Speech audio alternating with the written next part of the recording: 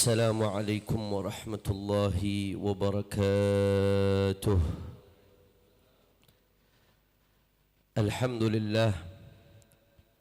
الحمد لله رب العالمين، وبه نستعين على أمور الدنيا والدين. اللهم فصل وسلم وبارك وكرم ومجد وعظم على سيدنا وحبيبنا وشفيعنا ونور قلوبنا محمد الفاتح لما أغلق والخاتم لما سبق، ناصر الحق بالحق والهادي إلى الصراط المستقيم، وعلى آله وصحبه حق قدره ومقداره العظيم. يا فتاح يا عليم. أما بعد. Para habaib, para alim ulama, para asatidz, para kiai, para sesepuh, para tokoh masyarakat, wabil khusus Sayyidul Walid Syekhina Al-Habib Abdurrahman ibn Syekh bin Salim Al-Attas, juga hadir di tengah-tengah kita orang tua kita Dr. Al-Habib Salim Segaf Al-Jufri wal Habib Alwi bin Hasan Al-Syatiri wa Syekhina Al-Nahwi Al-Usuli Al-Syekh Muhammad Al-Amin Al-Shinqiti wa Syekh Kiai Haji Abdullah Mukhtar, dan semuanya begitu banyak hadir di sini. Begitu pula Al-Habib Mahdi dan semua abna Al-Habib Abdurrahman bin Syekh, abna wa tullab Al-Habib Hasan ibn Abdullah ibn Umar Al-Syatiri, yang tidak dapat saya sebutkan satu persatu, para syiban, orang-orang sepuh, namun tidak mengurangi rasa hormat saya kepada beliau semua. Kita doakan mudah-mudahan orang-orang tua kita, khususnya Sayyidul Walid Al-Habib Abdurrahman bin Syekh, Allah panjangkan umurnya, Allah sehatkan badannya, Allah jaga zahir batinnya, Allah menangkan perjuangannya. Amin ya Rabbal. Dan salam penghormatan yang paling istimewa saya hadiahkan kepada hadirin hadirat, muslimin muslimat, baik yang hadir di sini atau yang menyaksikan melalui media sosial. Semua angkat tangan, kita minta sama Allah, mudah-mudahan bibarakati sahibul haul Al-Habib Hasan bin Abdullah bin Umar Al-Syatiri, tidaklah kita keluar dari tempat ini kecuali semua dosa kita diampuni oleh Allah. Yang sakit Allah angkat penyakitnya, penyakit zahir, penyakit batinnya, semua kita diperbaiki keadaannya oleh Allah Subhanahu wa taala, dibahagiakan dari dunia sampai akhiratnya. Amin ya Rabbal. Ahibba'il kiram, Al-Faqir berdiri di sini tidak membacakan manaqib atau menerjemahkan manaqib seperti kata Habib Mahdi tadi, karena murid-murid Habib Hasan yang mengalami langsung beliau banyak hadir di sini. Walaisal khabaru kal'iyan, apa yang disaksikan secara langsung tidak seperti yang didengar. Al-Faqir bukan murid secara langsung, tapi murid dari murid-murid beliau, yang mudah-mudahan juga mendapatkan keberkahan dari beliau.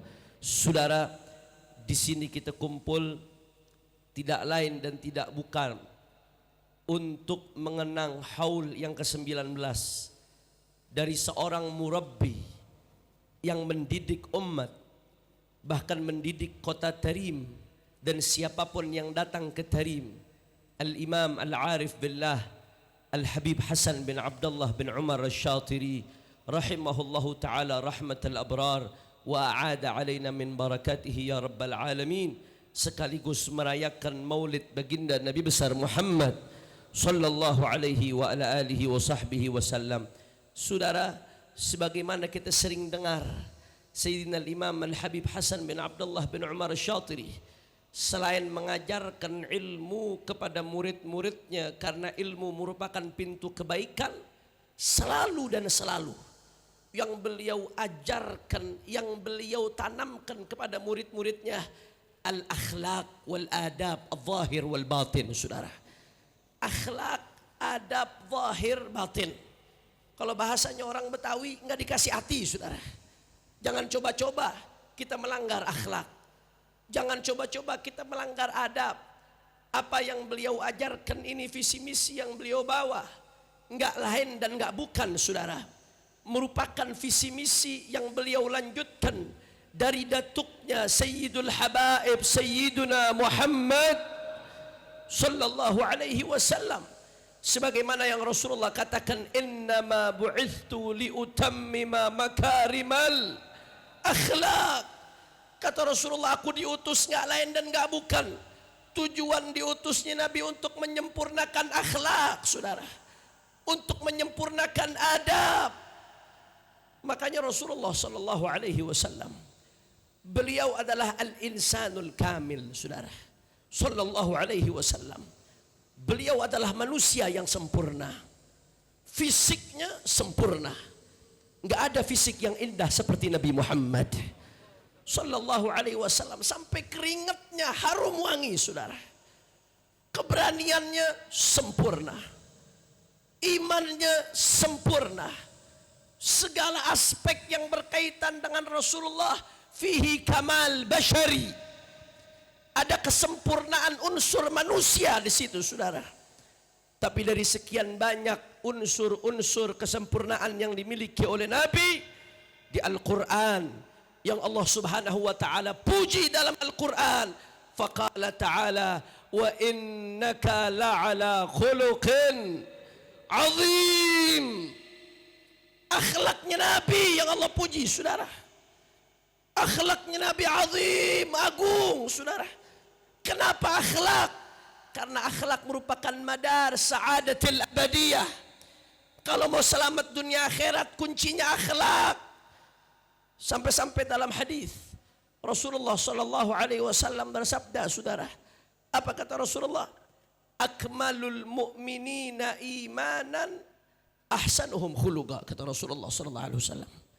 Berkaitan dengan iman, iman urusan i'tiqad, urusan keyakinan. Tapi salah satu yang menjadi madar, barometer, tolak ukur kesempurnaan akhlaknya seseorang, kesempurnaan imannya seseorang adalah akhlaknya saudara. Makin bagus akhlak seseorang, makin kuat imannya kepada Allah subhanahu wa ta'ala. Ibadallah, nggak sampai di situ. Bahkan di yaumil qiyamah, ketika miliaran manusia luntang lantung saudara, dalam keadaan yang ketakutan luar biasa, saat itu ibadallah, yauma yafirrul mar'u min akhi wa ummihi wa abihi wa sahibatihi wa bani likulli imri'in minhum yawma idzin sya'nu yughni. Di hari yang begitu genting, di hari kiamat, masing-masing mikirkan dirinya. Anak yang kita besarkan saudara, yang kita perjuangkan dari kecil sampai besar, akan meninggalkan kita, mikirkan dirinya saudara. Pasangan kita yang begitu kita cinta, di hari kiamat dia akan meninggalkan kita, mikirkan dirinya saudara. Sahabat kita yang sehari-hari senang, sulit, susah, duka bersama kita, di hari kiamat, likulli imri'in minhum yawma idzin sya'nu yughni. Masing-masing mikirkan dirinya saudara. Maka di hari yang begitu genting, yang bisa selamat siapa? Adalah yang paling dekat dengan baginda Nabi besar Muhammad, yang punya akses ke Rasulullah. Siapa yang punya akses ke Rasulullah? Di dalam hadis Rasulullah sallallahu alaihi wasallam mengatakan, inna min ahabbikum ilayya wa aqrabikum minni majlisan yaumal qiyamah ahasinukum akhlaqa. Yang paling aku cintai, kata Rasulullah, kekasihnya Rasulullah, kesayangannya Rasulullah, dan yang paling penting, aqrabukum minni majlisan yaumal qiyamah, yang nanti di hari kiamat ketika orang-orang takut, dia paling dekat sama Rasulullah. Siapa yang paling bagus akhlaknya, yang niru baginda Nabi Muhammad sallallahu alaihi wasallam. Makanya al-akhlak, al-akhlak. Dalam riwayat lain disebutkan, su'ul khuluq yufsidul amal kama yufsidul khallul asal. Saudara, yang namanya madu, semanis apapun madu, semahal apapun madu saudara, mau namanya malaki kayak apa namanya saudara, tapi kalau sudah dicampur sama cuka, rusak saudara. Amal bagus, salatnya bagus, tahajudnya bagus, zikirnya bagus, tapi akhlaknya buruk, nggak ada akhlak kepada orang tua, nggak ada akhlak kepada guru, nggak ada akhlak sama muslim, nggak ada akhlak sesama makhluknya Allah subhanahu wa ta'ala. Yufsidul amal kama yufsidul khallul asal. Maka akhlak yang buruk akan merusak amal sebagaimana cuka merusak madu, saudara. Begitu dicampur dengan cuka, sebagus apapun madu, semahal apapun yang namanya madu akan rusak, ibadallah. Makanya pernah suatu saat Rasulullah sallallahu alaihi wasallam beliau ditanya, saudara. Beliau pernah ditanya tentang seorang perempuan yang shaimah, qaimah, salatnya luar biasa. Salatnya luar biasa. Puasa sunnahnya Masya Allah, jangan ditanya, saudara. Akan tetapi ada tapinya. Apa tapinya? Walakin dah sayyiatul khuluq. Tapi akhlaknya jelek itu perempuan. Nggak bagus akhlaknya sama suaminya. Nggak bagus akhlaknya sama tetangganya. Tu'dhi jiranaha bilisaniha. Ngeganggu tetangganya dengan lisannya. Lisannya badhi. Kata-katanya kasar. Pedas lisannya. Apa kata Nabi SAW tentang perempuan tadi yang sholatnya, ibadahnya bagus tapi akhlaknya tidak baik? Jawaban Nabi sederhana, satu kata, saudara. La khaira fiha, kata Rasulullah. La khaira fiha. Nggak ada baiknya, saudara. Masya Allah. Seberapa besarnya pengaruh akhlak di dalam kebaikan seseorang, di dalam tingginya derajat seseorang di sisi Allah. Oleh karena itu, ahibba'il kiram, akhlak ini, saudara, yang namanya akhlak bahkan terkadang lebih tinggi daripada hukum. Apa maksudnya akhlak lebih tinggi dari hukum? Saya tidak mengatakan kita boleh menggugurkan hukum atas nama akhlak. Nggak bisa, saudara. Hukum. Halal haram nggak bisa dirubah, saudara. Nggak boleh orang merubah hukum atas nama akhlak. Contoh, musafahah antara laki-laki dengan perempuan ajnabiyah atas nama akhlak. Nggak enak kalau nggak cium tangan, padahal bukan mahram. Itu namanya udah nggak akhlak, saudara. Ngelanggar hukum aja udah nggak ada akhlak sama Allah subhanahu wa ta'ala. Tapi yang saya maksud di sini, akhlak itu di atas hukum, saudara. Apa maksudnya akhlak di atas hukum? Pengamalan akhlak itu adalah al-amal bil hukum wa ziyadah. Pengamalan akhlak adalah al-amal bil hukum bil khitab wa ziyadah. Yang namanya pengamalan akhlak itu mengamalkan hukum dengan cara yang lebih sempurna. Lebih dari sekedar mengamalkan hukum. Saya kasih contoh yang sederhana, yang gampang. Andai kata ada seseorang anak diperintahkan sama orang tuanya, nak, ente lempar itu handuk ke ayah. Itu hukum, itu perintah, amr. Wal amr lil wujub. Amr itu biasanya wajib. Perintahnya disuruh apain? Lempar. Nah, lempar itu handuk ke ayah. Andai kata itu anak nurut sama ayahnya, dia ambil itu handuk, dia lempar kepada ayahnya. Saya mau tanya, secara hukum dia sudah jalankan hukum atau belum? Sudah. Secara hukum sudah jalankan hukum. Tapi saya mau tanya, secara akhlak bagus apa kagak? Enggak, saudara. Walaupun udah jalanin hukum, tapi secara akhlak nol, saudara. Tapi sebaliknya, andai kata diperintahkan sama ayahnya, nak, coba lempar handuk kasih ke ayah. Akhirnya begitu diperintahkan seperti itu, dia ambil itu handuk, dia nggak lempar. Perintahnya lempar, tapi dia nggak lempar. Dia ambil itu handuk, saudara. Dia jalan, dia samperin ayahnya, dia kasih handuknya, saudara. Secara hukum, dia sudah jalankan perintah. Karena maksudnya bukan lempar, tapi maksudnya yang penting bagaimana caranya itu handuk sampai, saudara. Tapi dia jalankan perintah, bukan sekedar menjalankan perintah, akan tetapi dia menjalankan perintah dengan akhlak, saudara. Alhamdulillah. Wah, sampai di situ. Saya kasih contoh lagi yang sederhana secara fikih. Wah, ma'ana fuqaha di sini, saudara, luar biasa. Secara fikih, yang namanya aurat laki-laki dalam sholat adalah ma baina surrah war rukbah, antara pusar sama dengkul, saudara. Andai kata ada orang jadi imam di masjid jame, dia ngikutin fikih, pure fikih, sholat di masjid jame jadi imam, Cuma pakai sarung doang dari atas pusar sampai ke bawah dengkul sedikit. Atasnya telanjang dada, saudara. Saya mau tanya, secara hukum sah atau tidak? Sah. Tapi secara akhlak bisa dibilang gila imamnya, saudara. Padahal sah, nggak ada yang salah secara hukum. Secara hukum sah, tapi secara akhlak nol, hancur jadinya, saudara. Tapi andai kata ketika dia sholat, bukan sekedar nutup aurat, dia pakai pakaian yang terbaik yang dia punya, dia pakai wewangian, saudara. Kemudian dia pakai siwak, dia jaga semua adabnya, dia jaga semua akhlaknya. Maka ketika dia menjalankan itu, bukan sekedar dia menjalankan perintah, tapi menjalankan perintah waziyadah dengan cara yang lebih sempurna, saudara. Allahumma salli ala Muhammad. Allahumma salli ala Muhammad. Contoh lagi, ketika ada anak laki-laki, yang namanya pernikahan rukunnya sederhana. Harus ada dua wali, ada zauj wa zaujah, kemudian ada dua saksi, ada zauj wa zaujah, kemudian ada wali, selesai. Kalau syaratnya terpenuhi, nikahnya sah atau tidak? Sah. Enggak ada syarat laki-laki nikah harus ridho bapak ibunya, saudara. Enggak ada. Enggak ada syarat laki-laki nikah harus hadir orang tuanya, ibu bapaknya. Enggak ada, saudara.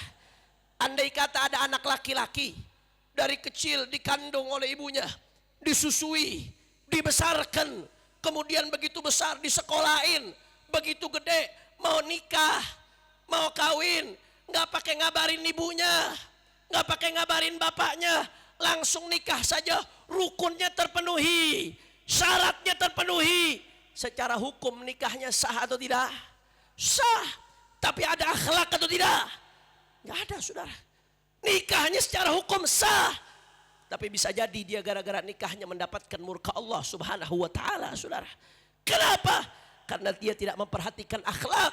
Bagaimana mungkin dari kecil dibesarkan oleh orang tuanya, dibesarkan begitu besar, ingin nikah, tidak diberi kabar orang tuanya, sakit hati orang tuanya, saudara.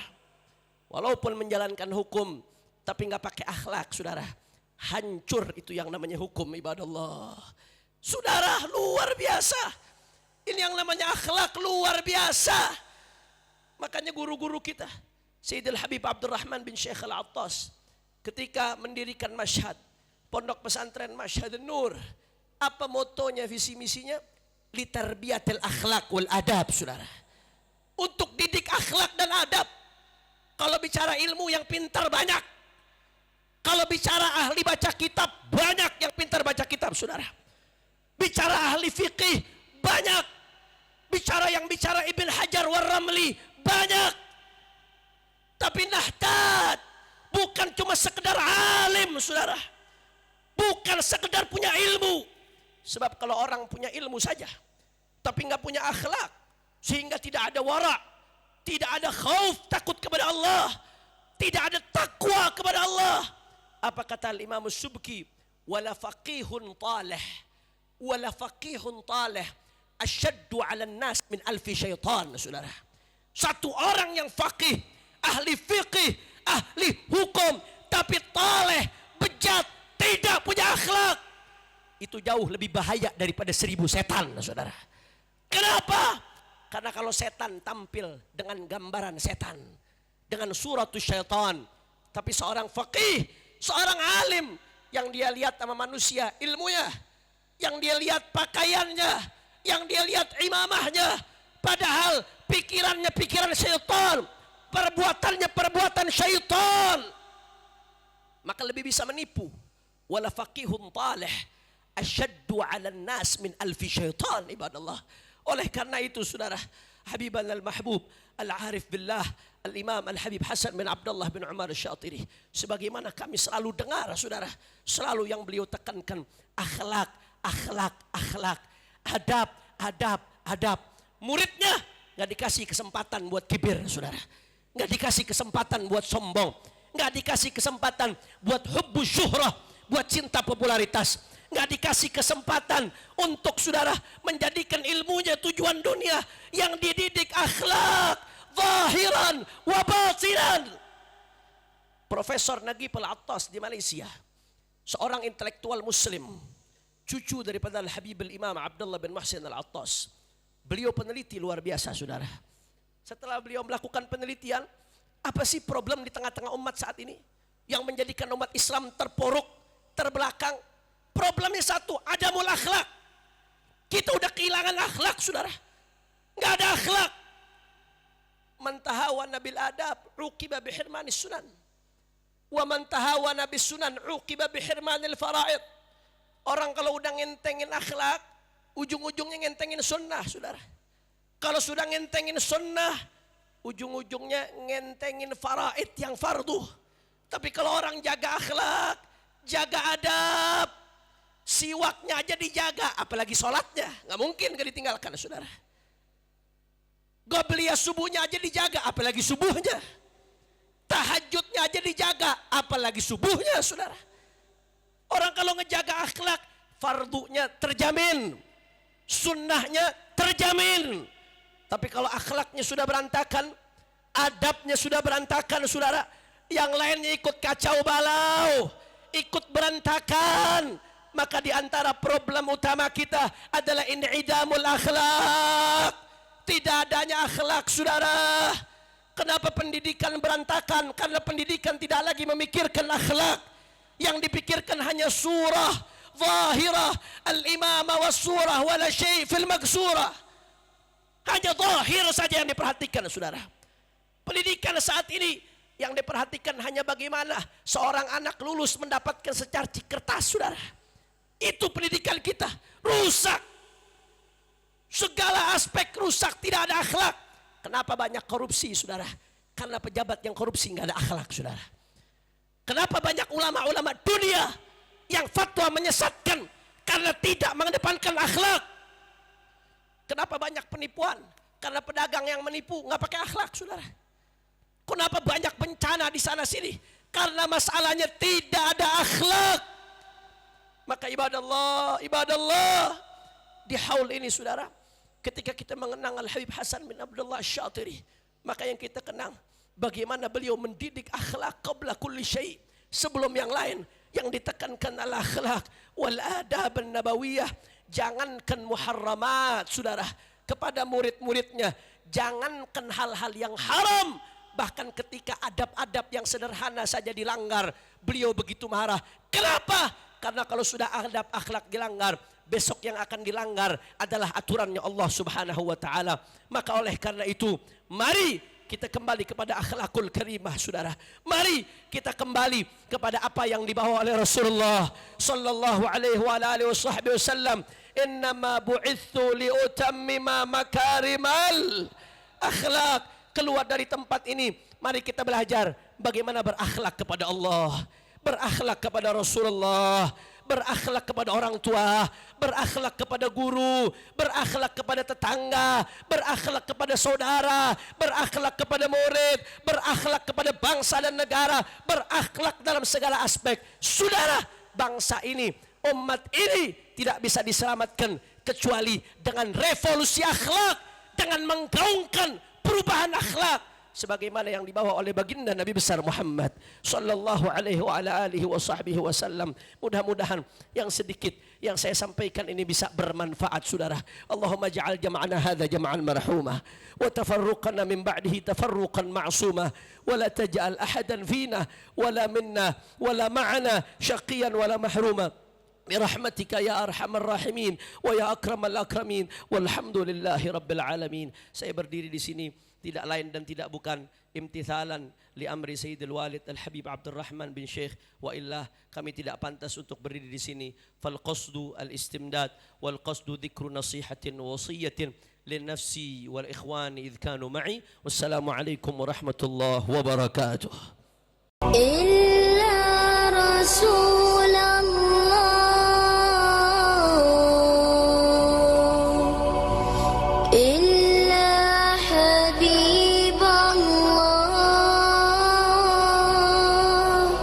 إلا النبي محمد